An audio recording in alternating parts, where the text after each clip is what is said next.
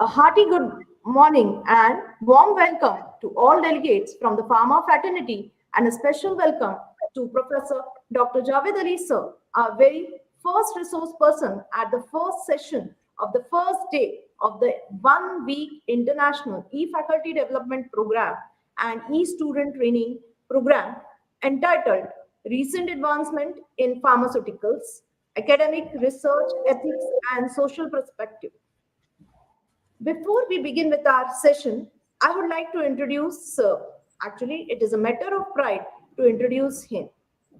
Sir is Professor and Head, Department of Pharmaceutics, School of Pharmaceutical Education and Research, Jamia Hamdard, New Delhi, and is also in charge of the Intellectual Property Management Cell of the organization. Back at his academic background, he passed his B Pharm and M Pharm with distinction from Jamia Hamdard and bagged gold medals in 1994 and 1996 respectively. He earned the PhD degree in the year 2000. Thereafter, he was a doctoral fellow at the Institute of Pharmaceutical Technology, University of Frankfurt, Germany in 2005. He has been involved in teaching, research, mentoring, advising, and administration for the past 27 years. Looking at his profile, Sir is also actively engaged in committees of various central and state universities, the Pharmacy Council of India, the AICT, the National Testing Agency, the National Board of Accreditation, National Assessment and Accreditation Council, and union and state public service commissions, etc. He has been an executive member of the Indian Pharmaceutical Association, Delhi branch, since 2012. Apart from this, Sir has served at various capacities in different educational, scientific, and administrative committees. He has been associated with the UGC e-Pathshala project of the Ministry of Education, Government of India.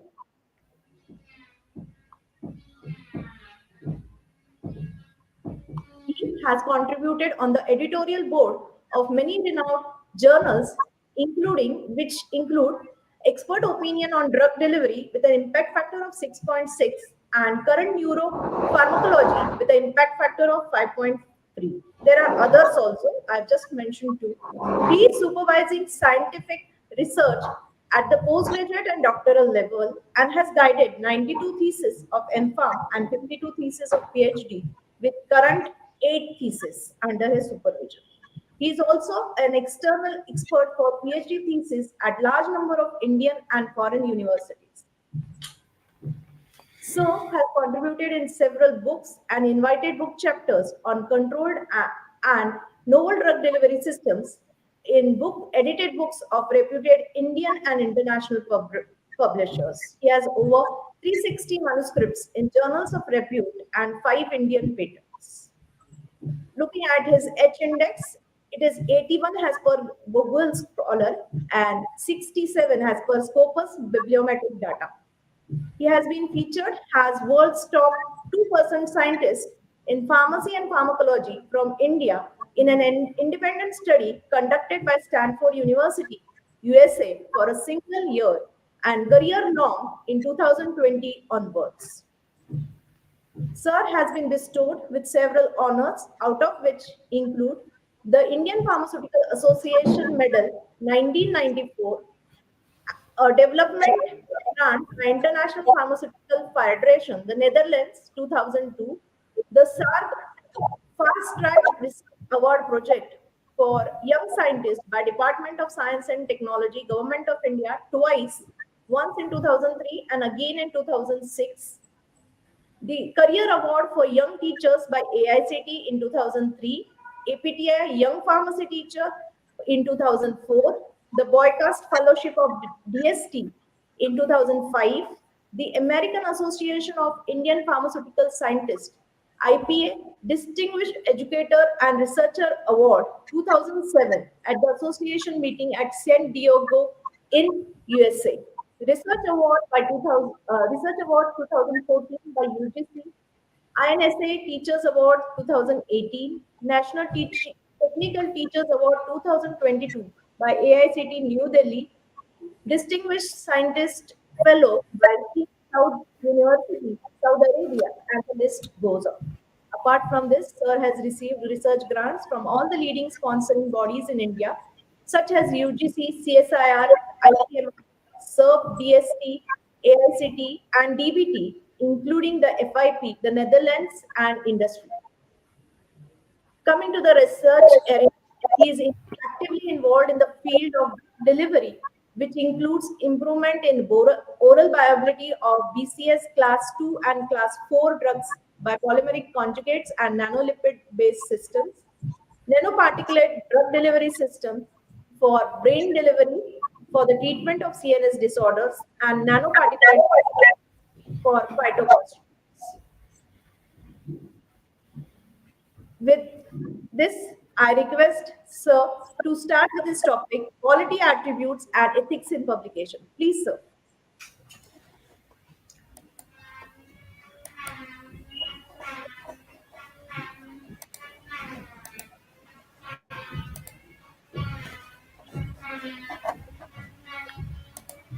I think the screen is available. You can see that screen, madam. Yes. Yes, madam. Yes. So at good, I think it's good morning to all of you. A very warm good morning.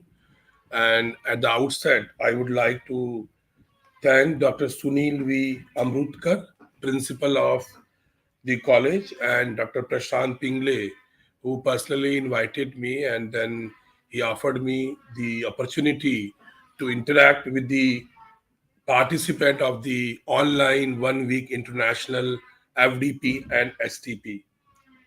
Here, the college pertains to Gokhale Education Society, Sir Dr. M.S. Gosavi, College of Pharmaceutical Education Research, Nashik, in association with Association of Pharmaceutical Teachers of India as such. And I would also like to thank Dr. Shilpa for an elaborative CV of mine, because I thought she's going to cut many of the lines, but she read out all the points which I have shared with her. Thank you, Dr. Shilpa, for that. And I think if someone confirms me that you can hear me clearly, then I will proceed accordingly, right? Please confirm once. Is it okay? Hello? You can hear me?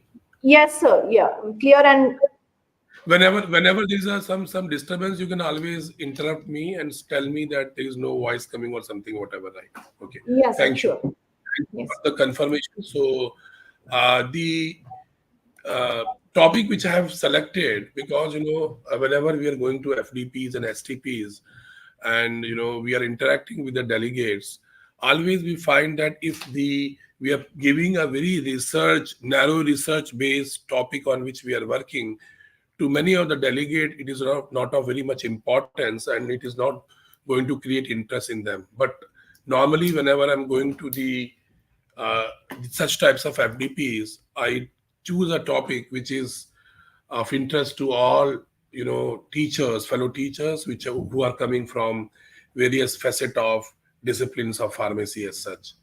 And publications and nowadays patents all are of very high importance, not only for individuals but also for organizations.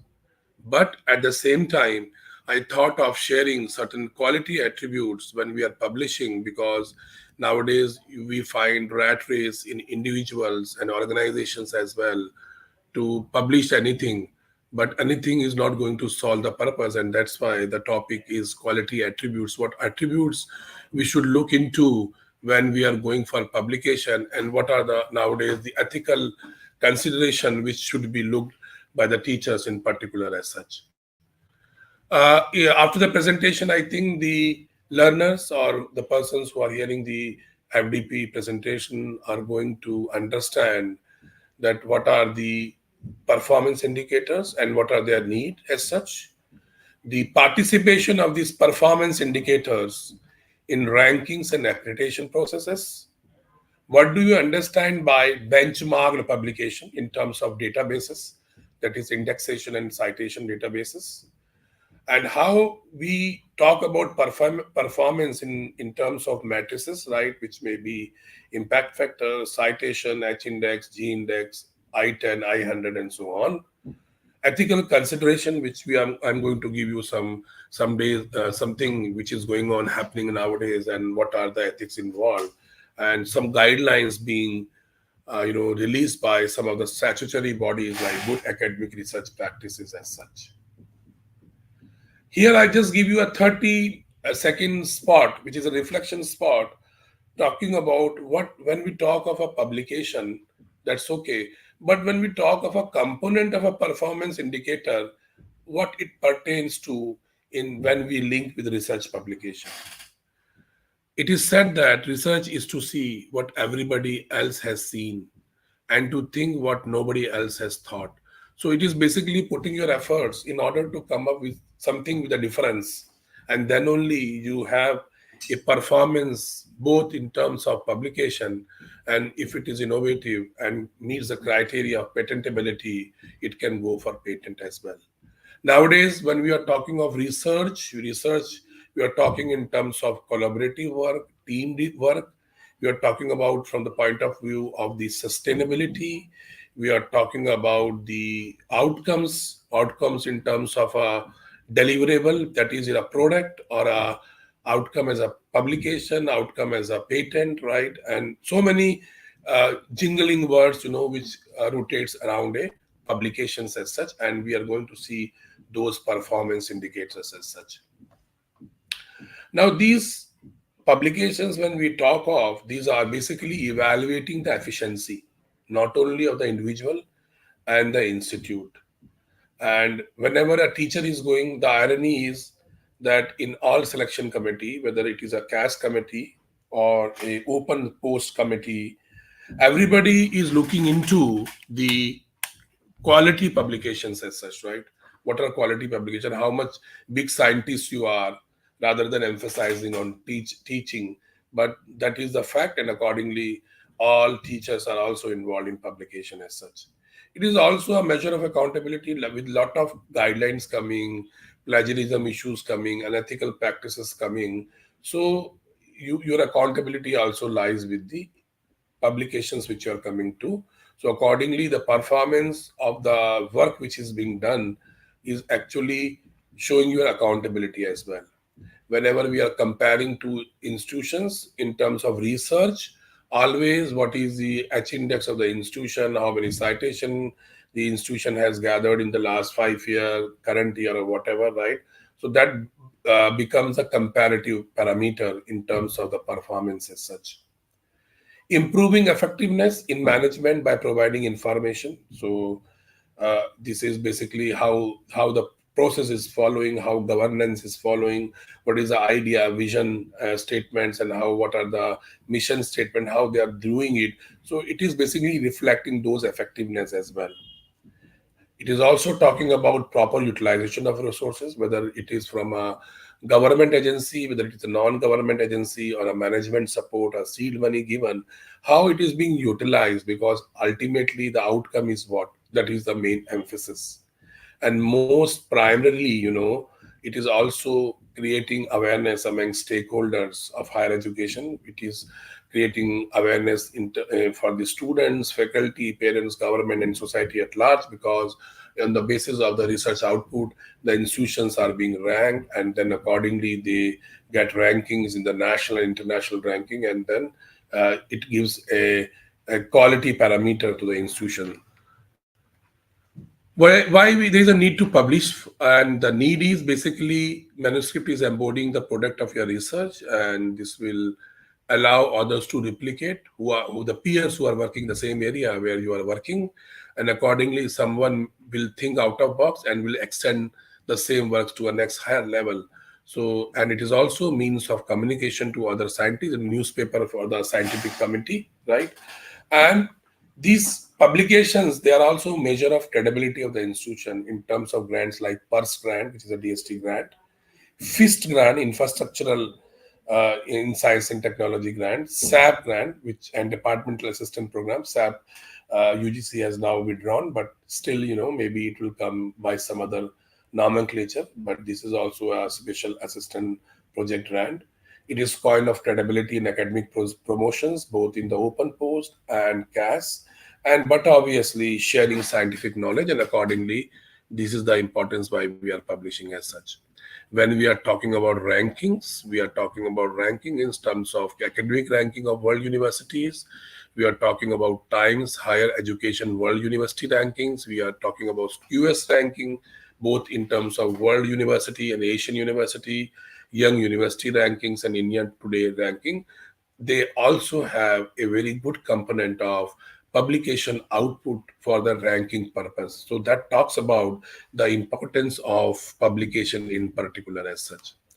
When we talk of the NIRF, it's have a good component which is known as the research and professional practices, which talks about combined matrices in terms of publication numbers, quality, and then there are other parameters. But here the emphasis is on the publication which with which the presentation is talking about, and the data being collected through a third party from a Scopus database, and accordingly, they are not asking the institution that what are your publication. They are taking it from the third party sites as such. So it is a very important component in terms of the ranking purposes and their weightages as such. This is something, some formula they are using it for calculation for combined matrices in terms of number, quality, and so on. And these combined matrices reflect a score which has an importance in case of NIRF ranking. Coming to National Board of Accreditation, it also has in criteria 5 how what institution is doing, and some marks are being given for quality publications in journal with citations, books, and book chapters as such. The NAC formats talks about criteria 3, research, innovation, and extension, and here a very good emphasis is given on the publication culture, innovation cultures, and so on. And then accordingly, the institutions are being asked to report the number of research paper per teacher, right, in terms of bibliographic databases, right, in terms of Google Scholar, Scopus, and so on, Web of Science, PubMed's, Indian Citation Index, and so on. And this is all calculations being done by the third party that is under in DVV. And you will find they will ask for a bibliometric matrices for Scopus, Web of Science, and H index of the university as well. So far, I have talked about why this presentation and why I'm talking such high words about publication, and that too the quality attributes I'm talking about. But at the same time, it is very important. I don't know the type of audience which is sitting over here, but here the very basic idea, because whenever I'm going, I have traveled a lot within India, outside India, and I have been into so many committees. I think Dr. Shilpa has already mentioned about it, and I have seen the teachers, young teachers who are into who have taken teaching as a career. The basic information, the basic understanding of different types of journal, what are the databases, what are the pediatric journal, is all lacking, because nowadays everybody talks about UGC care list and so on. And accordingly, I will not comment on it out of record. You well know, those who are already into the profession, that what UGC care list pertains to. There are two lists as such, right? So we generally rely on the list which is being taken from Scopus and Web of Science, but there is a list which talks about journals who have applied, and still there are journals in the list which charges a publication charges, and then there is no proper reviewing process for those journals. So I don't want to comment on them, but here when we talk of journal, there are two journals, two types broadly, index and non-index. So non-index are basically considered to be sub-standards, right? Though they will have an ISSN number, and accordingly, they are not given priority as compared to the index journal, which is listed in electronic databases, and most importantly, PubMed, there is a Medline, and accordingly it is being termed as index journal.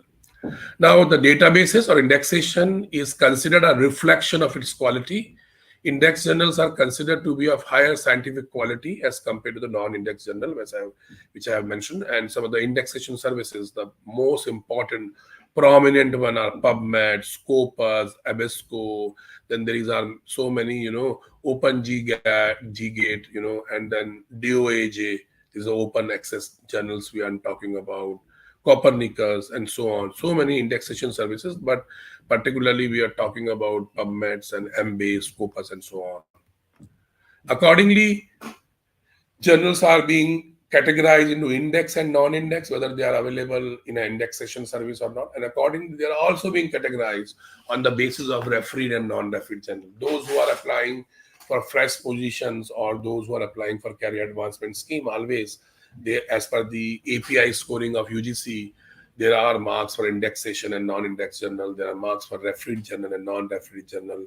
So a refereed journal talks about one that is a blind reviewed and has two external reviewers. The reviewers are not known to the authors, and the authors are not known to the reviewer. So that's why it is known as a blind review. Non-refereed journal is basically anything that has been published anywhere without any proper review process being followed. And accordingly, the importance goes with the refereed article, blind review requirement. It is basically criteria of objectivity of knowledge, and the judgment is on merit rather than on the reputation or influence of the author as such.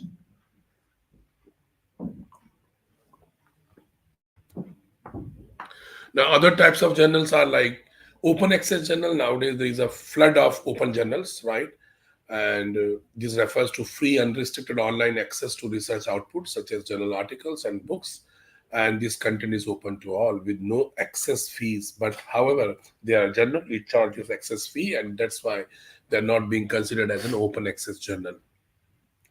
In order to understand the authenticity of the open access journal, there is a directory of open access journal, DOAJ, which you can always consult whenever you are going for an open access article, because a lot of open access journals are pediatric journals nowadays, right?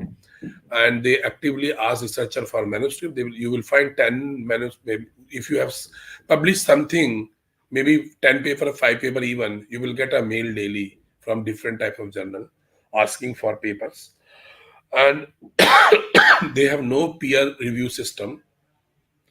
There is no true editorial board, and if you visit their site, editorial board is always under construction.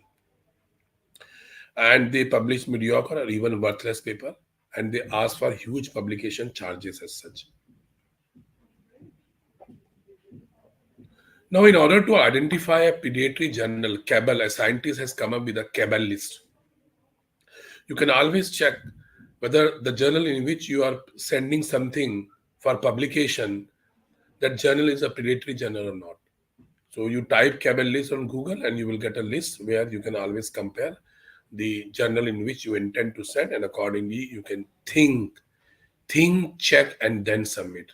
So that is very important, right? So far I have talked about journals which are indexed, non-indexed. I have talked about journals which are refereed and non-refereed. I have talked about journals which are open access and predatory journals as such. Now, coming to the evaluation of impactful research. When we talk about impactful research, the whole, world is transforming, right? Mobile came with a very heavy, size and shape, and later on, there was advancement in the batteries. Small versions started coming. Now phones are on the wrist and so on. So there is always an advancement, right?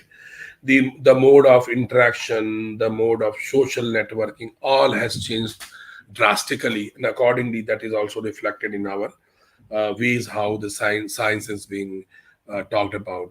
So you will find two types of evaluation: bibliographic indicators like Web of Science and Scopus, and there may be non-bibliographic indicators, web-based matrices, alt metrics, social media metrics, how many views your article has got. Out of those views, how many downloads have been done. Nowadays they are talking about in those terms. Even if you publish something in a good journal, so you publish today and in the next 10 days they will sending mails that there have been so many views, so many downloads, so many hits, so many sharing, and so on. So those are basically as on date non-bibliographic indicator, but days are not very far off when these are also taken into various formats for consideration as such, right? When you talk about quality attributes, I have classified these attributes into three major categories: in productivity, in impact, and excellence. So whenever we are talking about productivity, productivity is never an accident. It is always the result of a commitment to excellence, intelligent planning, and a focus effort. So if you have a very long service record of many years, right, that shows productivity in terms of number of paper because you are committed, and over the years you have excelled, you have planned, and then you have a focus effort as such. So these research productivity publications, when we talk of this productivity, talks about number of paper, but what number of paper? The index publications, and that too nowadays number of publication in impact factor journal. We will see what journals are being talked about impact factor nowadays. Now a new terminology Alzheimer has given, that is site score and so on. That also we are going to touch upon. When we talk about impact, we talk about the impact that how many peers have consulted your paper as such. So your some of the papers will be non-cited, some of the papers will have number of citations, and out of your whole list of publication, what is the average number of citations per paper? And nowadays, many databases are also counting your self citations, right? So in Scopus, if you say self citations to be removed, it will remove all self citation and will give you a data which is on the non self cited data as such, right? So citation basically when you bring research, quotation, paraphrases, facts into your paper, you must give credit to the source and its author. It is giving credit to a source which is being citing a source. You do this with in text or parenthesis citations. They may be by author name, by numbering, whatever the instructions are there. So accordingly, you are giving citations to your peers who are working the similar line of work, and accordingly, your paper is also being cited. When we talk of research excellence, excellence is not automatic but developed through perseverance. So your research excellence can always be, projected through your H index, through your I-10 index, your G index, and whatnot. So when you talk of quality attribute, it is basically the productivity. Is basically the impact and the excellence on the basis of which you talks about quality attributes. Now, coming to productivity, when you are talking about the productivity, we select journal on the basis of whether it is indexed or not, whether it is refereed or not, whether it is having an impact factor or not, and what are the scientific importance. Many of the journals are publishing reviews only. Some of the journals are publishing only original research article. Some are publishing a combination of original reviews, commentary, letter to the editor, and so on. The importance, giving an importance to a journal will depend upon how it is publishing, the time for publication, the frequency as such, whether it is an open access or not, whether similar type of articles or papers are coming into that particular journal, what is the audience. If you're sending something, some phyto work into a botany journal, the audience is different, right? If you are publishing something in nano, right? Say nano delivery, and you are publishing in a nano journal, which basically publishes lot of nano electronic or something bioelectronic and so on. So audience is also very important, impact factor, and the cost involved. So you have to consult a 4-point evaluation parameter: journal publishing standards, editorial content, international diversity in editorial board, and citation analysis. So when the journal, even the journals have their own H index. You visit International Journal of Pharmaceuticals, right? It will give you that what are the citations involved, what is the H index, and so on. So it is a very good standing in area of pharmaceutics. Accordingly, uh, journals on pharmacology, European Journal of Medicinal Chemistry, so all they have their own specialized area in which they are working. So very important: index, refereed, impact factor, and so on. And the choosing of right journal is based on the overall approach which I have talked about, quality as such, and accordingly, nowadays when we talk of Indian context, it is the UGC approved list, right? So Savitri Phule University It is the main consortium which is basically looking after the UGC care list, and accordingly, the information is available on the site. Whenever you are you selecting a journal, accordingly it can be done. So you can visit UGC approved list of journal, and you can identify what type of journal it is, and then you can decide upon. So far, I have talked about refereed, index, open access, predatory journal, but what impact factor is? So impact factor calculation talks about, that is, it is basically a previous 2 years data, which is suppose a journal X is has to calculate impact factor. So collaborate analytics, which is basically prior to this, Thomson Reuters was doing it, but it is being taken by Collaborate. So Collaborate is basically collecting the data of a journal X, and we'll see that previous 2 years, how many papers were published. Suppose 100 papers were published, and out of these 100 papers, they will uniformly distribute the citation. That is, 100 papers have 1,000, say 1,000 citations, right? So what they are going to do, total number of citation divided by the number of papers. 1,000 citation divided by 100 will give you an impact factor of 10. So basically, it is not giving the actual essence of scientific credibility, scientific importance to a particular paper publishing in the journal. It is basically unifying the whole citation, total citation. So it is basically, in my term, it is a measure of popularity and not the quality of the journal in particular, and the quality of the paper also. Now, after the impact factor came into all calculation, CAS, open score, rankings, and so there were so many misleading impact factor also came into existence. And so this is the journal citation report being published everywhere by Clavirate, right? Particularly in the last week of June, and they will categorize all journal, and then they will list it with an impact factor and so. So with that is the JCR, General Citation Report, being published every year by the Collaborate. But here I'm talking about the impact factors, which are fake impact factors. So many of the journals who are not indexed who are not SCI, Science Citation Index Journal, that is in the JCR list, that is the impact factor list of Collaborate. They have come up with their own list. They are calculating their own data, and terminology like universal impact factor, index Copernicus impact factor, global impact factor, info-based index indicator, side factor. This is a new term which has come in order to confuse the author with a new terminology being used by Elsevier, that is side score. So these are all fake indexing. So one has to be very careful and should do recheck and recheck when submitting some article with an intention that he intend to get it published in a high good impact factor journal. These are two important uh, terminology which are being used, SJR and SNP. SJR is SciMago Journal Rank, and it is talking about the prestige of scholarly journals. So talking about the journal importance, and this is computed using network analysis of citation received by journal. The methodology accounts for number of citation as well as the source of citation, with citations from high prestige journal. Suppose somebody is giving citing your paper in Nature, somebody is citing your paper in Indian Journal of Pharmaceutical Education. So the citation cannot be same. They say like that. So high prestige journals, they will be given a different weightage as compared to citation in a journal which is of lower prestige.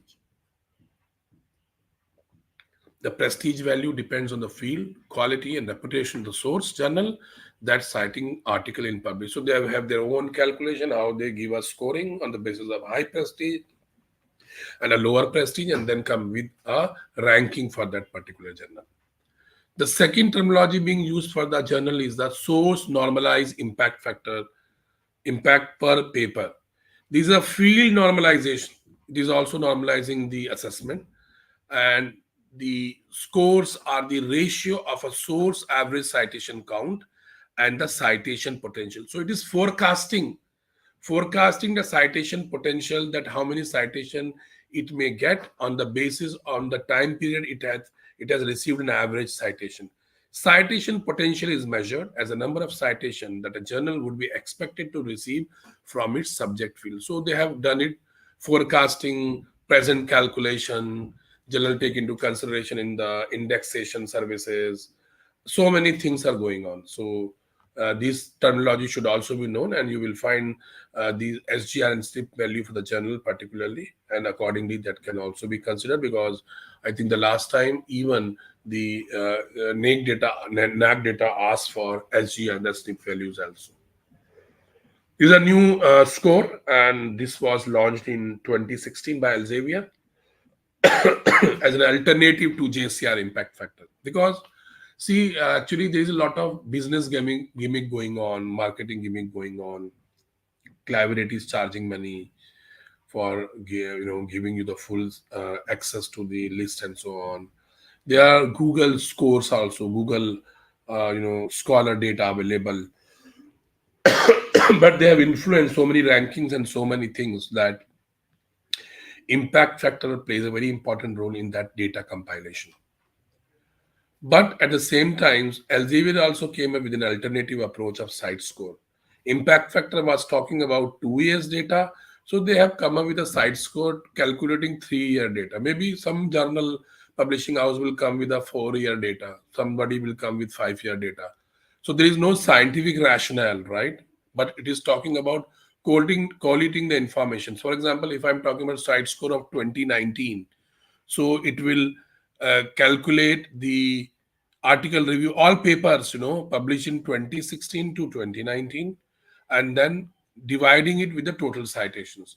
Total citations being divided by the total number of article published. So that is a site score value. You will find all journals published by Elsevier having a site score value also.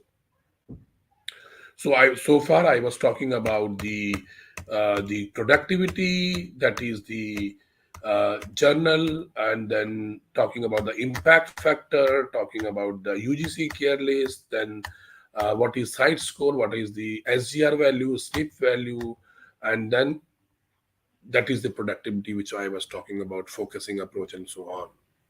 Now coming to the second quality attribute, that is the impact, that is in terms of citation. So it is a bibliographic index, and when we talk of Scopus covers more than 23,000 journals.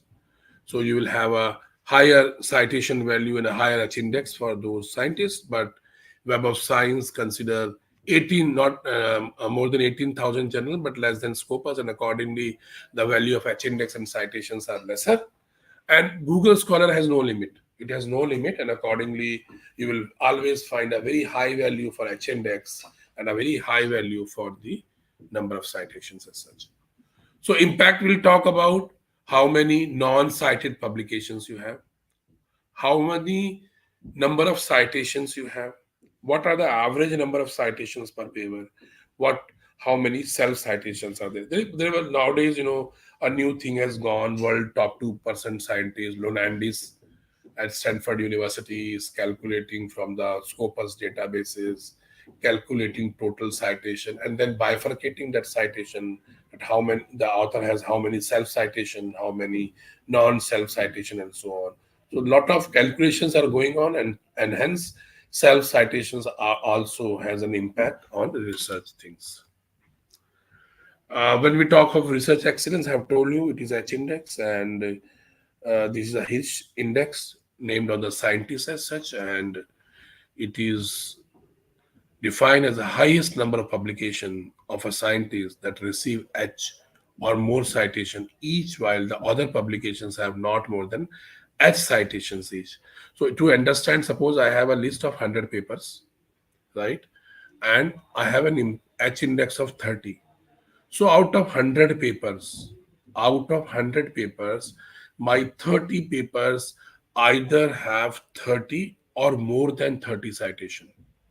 The rest 70 have citation less than 30. So a paper having 1,000 citation, a paper having 30th paper having 30 citation. So that matching has given a value of H index, right? So accordingly, if you have a list, if your H index is 5, that means your 5 paper has at least 5 citation or more than five, because out of those five papers, some may have 25 citation, and the fifth one will have a five citation, and so on. So that is basically the H index. Then there are values like I-10, which talks about how many papers have 10 or more citations. So you will have 10 or more citation, all papers will be counted. Then there is a G index, which is basically preparing a descending list in terms of the number of citation. So, and giving a ranking for the citation received and given a number of paper ranked in a decreasing order according to the citation received till now. The G index is the biggest number, such as the top G article received altogether at least G square citation. This index assists the H index and gives more weight to the highly cited paper. So there are papers, which are having more than 2,000 citation. So accordingly, that will be given more weightage and it will be on the top list. And then accordingly, the square values are used, but it is not of much usage in terms of quoting the impact as such, but it's still an index which is also should be known to the persons who are publishing as such. This is the Google Scholar, account of mine, which talks about and giving clear-cut number of citations, H index value, and the I-10 index value. Accordingly, this is Scopus preview, which talks about the those who are in publishing, they should also come up with an ORC ID because you are being identified by this Aadhaar number, that is ORC ID. And this will also give you the number of documents which are there, the number, the H index value of yours, and the citation. As I mentioned, always you will have a higher value for Google Scholar because there is no limit to the citations being collated. We are here not up to 23,000 journals are listed in Scopus. Accordingly, it's going to calculate in that term, and Web of Science only 18,000. So accordingly, the number of the citations and the H index is lesser. So you will always find Web of Science value lesser for the scientists as such. So far, we have talking about bibliometric impact in terms of citations, H index, I-10, G index, and so on. But here, what I have mentioned already, that nowadays there are so many non-bibliometric matrices coming up, which talks about bookmarks, discussions, favorites, reviews, and so on. And there are platforms also coming up: Altmetrics, Impact Story, Kudos, Pulmonalytics, which are counting your all information. And maybe in the coming years, this will also find a place somewhere to record your data as such. So Altmetric talks about publisher, talks about institutions, talk about the researchers as well. So this is a paper of Nature, and you will see the non-bibliometric, which talks about how many total citation the paper has obtained in Web of Science, Crossref, and Scopus, how many online attentions are available, how many times the paper has been tweeted, how many Facebook pages have shared it, how many Google posts has mentioned it, how many times it has been picked up, and so on. So this is a new generation where online attention is also being provided to the papers as such. So what I was talking about, the productivity, the impact, and the excellence, these are the quality attribute, and I think I have given a very fair discussion on it and how we can go about it, particularly the new entrant, the new assistant professors who have joined, and they have got an overview and an insight what quality attributes pertains to. Now coming to the second part of the publication, and I think that is in also conformity with the theme of the FDP, talking about the ethics, which is nowadays, because new education policy is also emphasizing on human values, holistic development, and human values in holistic development plays a very important role. So values, whether they are scientific or non-scientific, values are values. Your inner consciousness always talks about what is ethical, what is non-ethical. Whenever you are doing a non-ethical work, whether it is scientific or non-scientific, it is always a misconduct, and accordingly, it has also percolated into our scientific community also, where data are being fabricated, data is being falsified, and data are plagiarized. I will come up because this we can always talk about that these are intentional, but I will also discuss some experiences which I have heard and experienced so that it will give you a lesson in terms of misconduct things as such. So if you see retraction of paper, there was a study which was published, and out of those retracted papers, they have classified. So the papers were retracted because of the authorship issue. There was lack of authorization. Even the affiliation errors, they are also a cause for retraction. There may be plagiarism by other author, that is there may be a self plagiarism, there may be duplicate publication, there may be a falsified data, so that number is also already given. So whenever there is a data issue, 90 papers last year were retracted because of the data issues, and about 62 were retracted because of the authorship issues. But at the same time, there are retraction of papers also because of the honest errors. The authors go back to the journal and they say that since work was not reproducible, there was some experimental error, there was theoretical error which was identified at the later stage. So they request to withdraw it, and accordingly the papers are withdrawn as such. When we are publishing something with a very high impact factor, and things are good, we always say we are on the hall of fame. The institution will put it in your galleries, in the corridors, in the reports, that this is the highest impact factor which I've got, and accordingly a retraction of paper will always be in the hall of shame. And that shame may be intentional or a non-intentional, that we are going to come up in the coming discussion. And we see that the papers which are retracted, they are not removed, they are always available on the website, and with a retraction or written, right? And this shows that this paper will always remain till the time the journal remains, and accordingly it is bad reflection on the scientist who has done these mistakes. Falsification and fabrication, they are overlapping. Sometimes you fabricate that whole data, sometimes you fabricate a part of data and falsify it, right? So these are very close terms as such, right? And falsification of data encompasses fabrication to deceptive selective reporting of findings, omission of conflicting data, or willfully suppression and or distortion of data. So I think that is very clear. And the fabrication and falsification, these are the very two key terms which are very clear to everybody.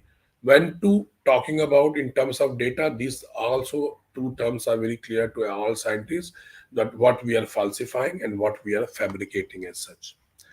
Plagiarism is regarded as a theft or misappropriation of intellectual property, or the substantial unattributed textual copying of another work, simultaneous submission to or more journals. Many impatient authors who are very young M.Pharm students will come and say, "Sir, I have many paper likh liya hai, and I will send it to two, three different journals, and whosoever publishes it fast, that we will consider." No, this simultaneous submission is one of the criteria of plagiarism, and then it is also a very big issue which has few examples I have seen where this simultaneous submission was taken very seriously, including unauthorized use of ideas or unique methods obtained by a privileged community, such as grant or manuscript review.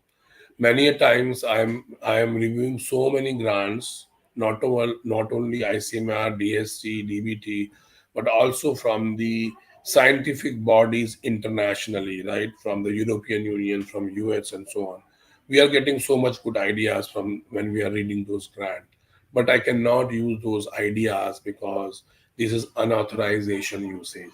Similarly, many of you, even me, we are getting manuscripts to review, and this is a very confidential document which cannot be unauthorizedly used by me. So this is also one of the thing, and we have seen a number of times also that there are many authorship issues at a later stage when unauthorized usage of ideas has been taken by a manuscript review process. Substantial unattribution, textual copying of another work means the unattributed verbatim or nearly verbatim copying of sentence or paragraphs which materially mislead the ordinary reader regarding the contribution of the author without citation. You do not cite and you say claim that this is the most new novel idea which have come up. Actually, you have taken it from some other paper. So there are steps. There are so many, things available where there are that how you can avoid plagiarism that can always be followed. That the and then there are so many softwares available for similarity index, Authenticate, Turnitin, and Urkun. And Urkun, which is in a UGC, those who are on the inflammate list. So that was available, and then this Urkun has, collaborated with PlaxScan, and now it is known as Original.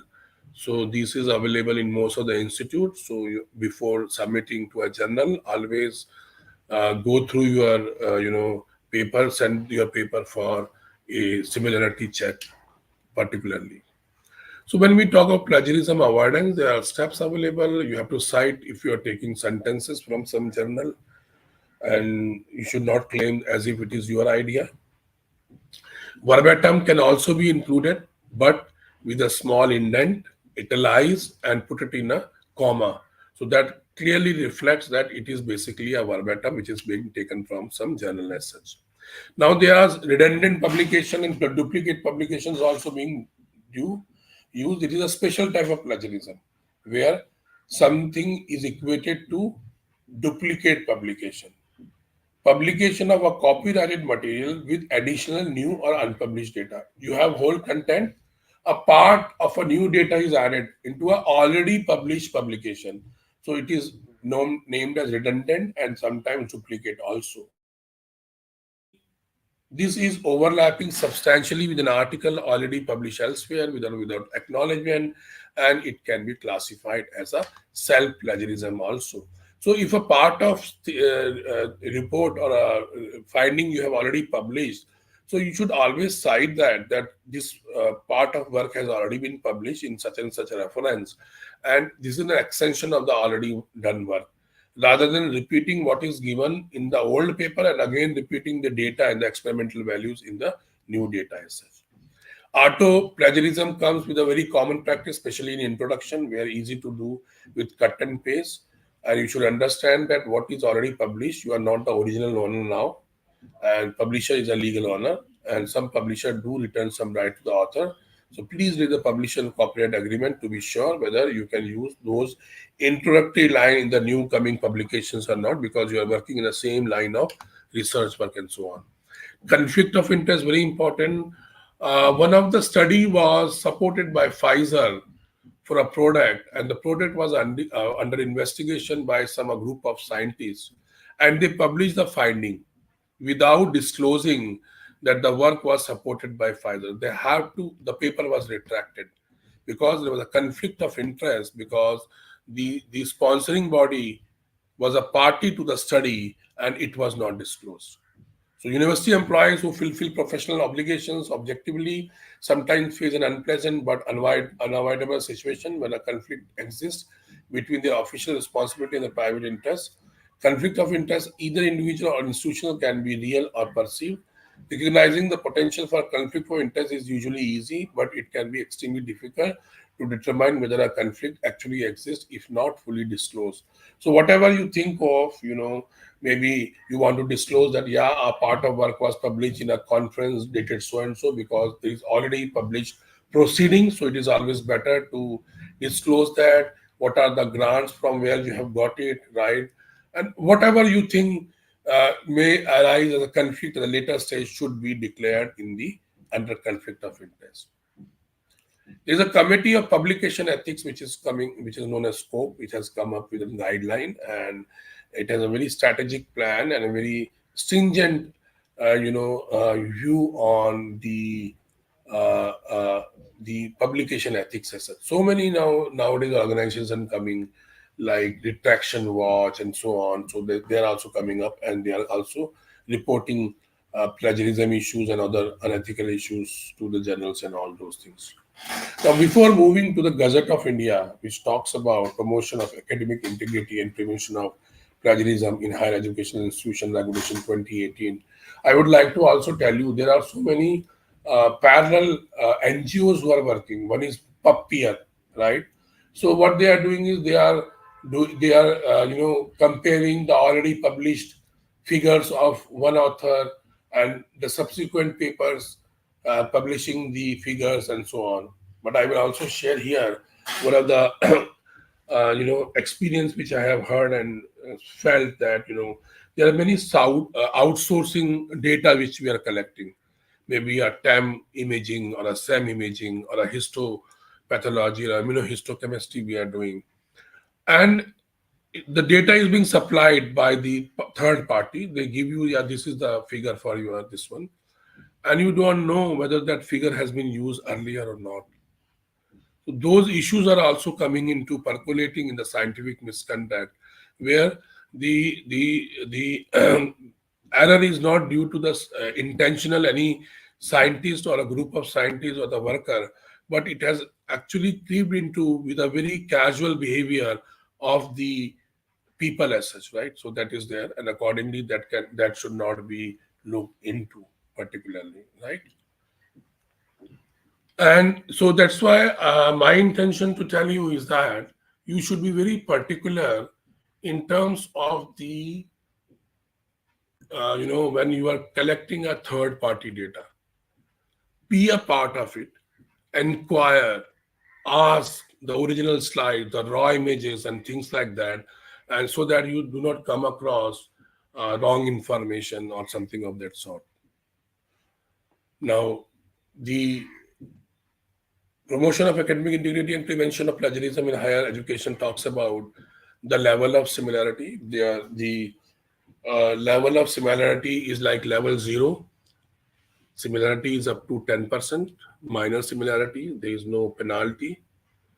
Similarity is above 10% to 40%. Similarity above 40 to 60%, and similarity is above 60%. And this level of plagiarism is talking about at two level. One is the ascertaining that nothing wrong has happened, because these softwares are basically software which do not differentiate between the Newton law written, right? Because you will find Newton law written in 10,000 scripts, or in vitro procedure which you will find being repeated so many times, or some experimental which are very common, the name of scientists and some values to be quoted and so on.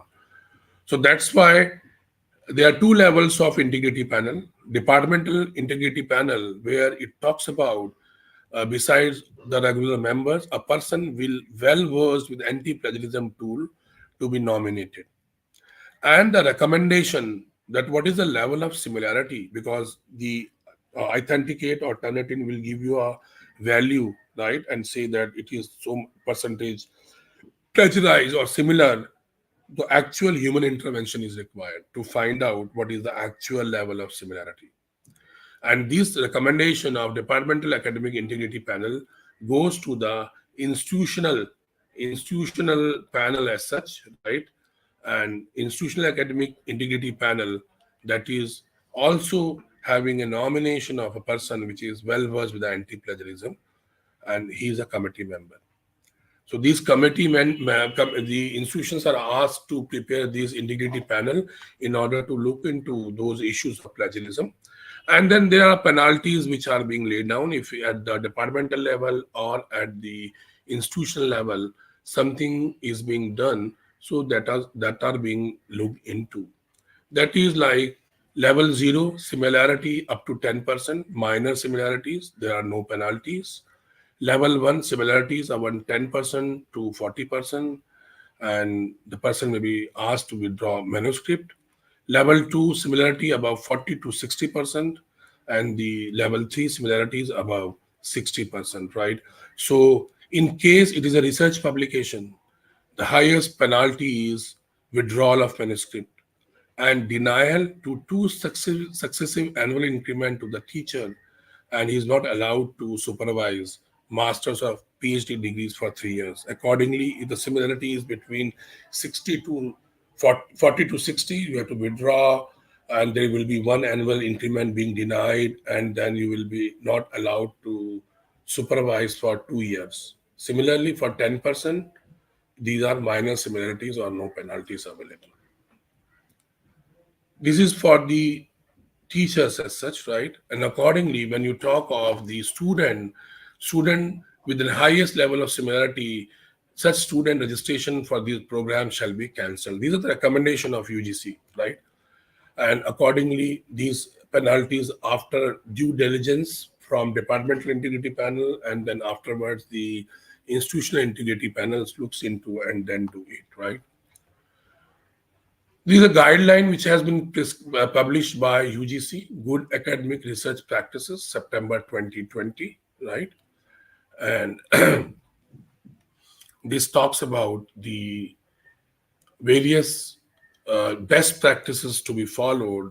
And I think it's a good guide which came in the September 2020 to discuss and think about what is to be done in academic research practices, particularly the ethical consideration as such. So when we talk of the research, a lot of research is being produced, and there is a lot of pressure on researchers to publish. A journal score, whether impact factor, various site score, does not say anything about the quality of an individual article within the journal. This quality of an individual article can only be reflected through a citation. So these scores, these factors are just numbers and tell us a little about citation. In my view, a better choice is to expand the list of acceptable journals by entertaining some additional measures of impact, or even take the journal itself out of equation and just focus on individual article and its impact. Not everything that counts can be counted, and not everything that can be counted counts, by Albert Einstein. So benchmarking of publication is always a question mark, and accordingly, the guidelines to be followed. So thank you. For more information, you can visit the Ohio State University guides available online, and you can understand research impact guides and all the points. Thank you for your patience listening.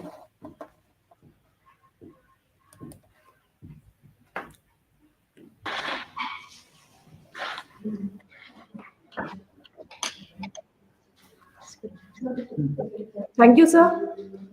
It was a very detailed information sector. You truly focused on all the points about quality attributes and ethics in publication. It is really helpful for the students as well as the faculty which are here. I think we have some questions in the session. So the question is asked by Dr. Shinkar, how to select journal for publication? So, Dr. Datta Traya Shinkar, I think I have spent my time on about 4 or 5 slides, which talks about selection of a journal, talking about journal selection on the basis of indexation or a non-indexation, that we should go always for a index journal. Then second is whether it is a refereed one or not. Then whether it is having an impact factor or not, right? What type of audience it is catering to, what is the frequency of publication, how much time, because from the point of view of the publication history, you can always judge how much time the journal is taking into for the publications of an article, and whether it is to be done or not. So accordingly, you can always give a decision that whether to submit to that particular journal or not. That is only based on your experience, and then the criteria, the quality which I have mentioned to you, right? Thank you.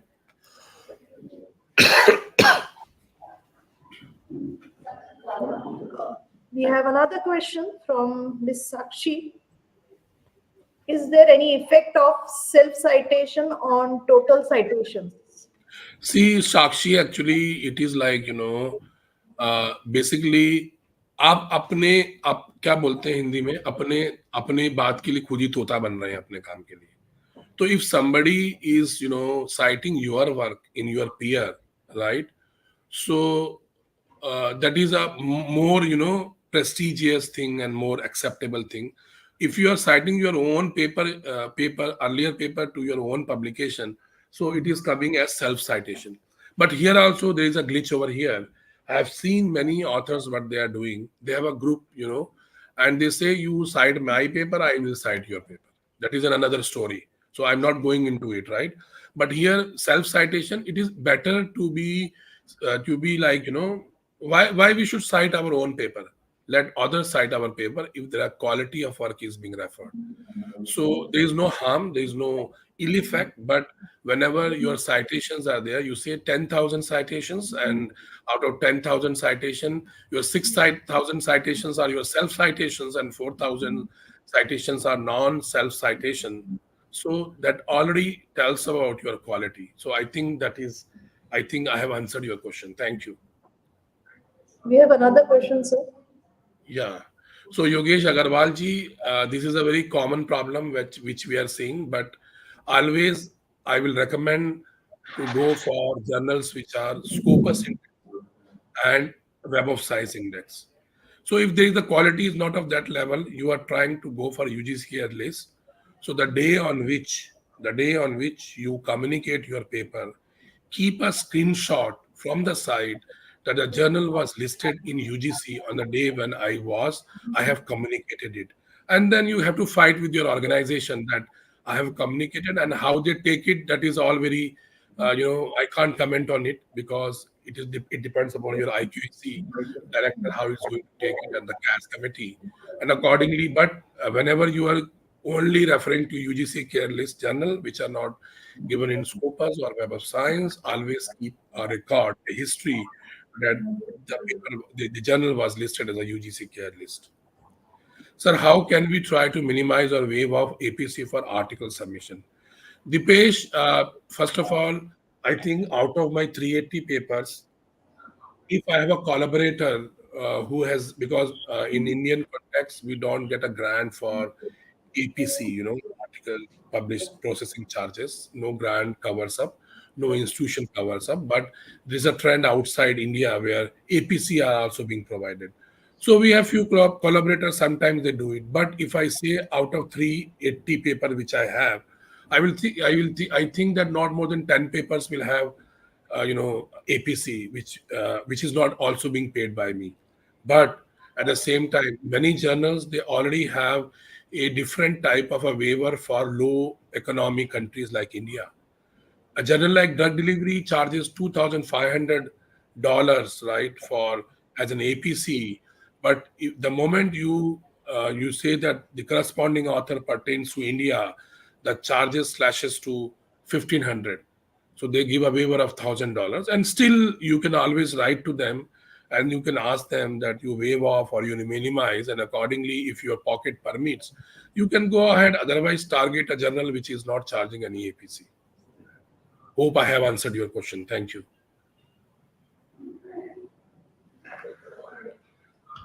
No.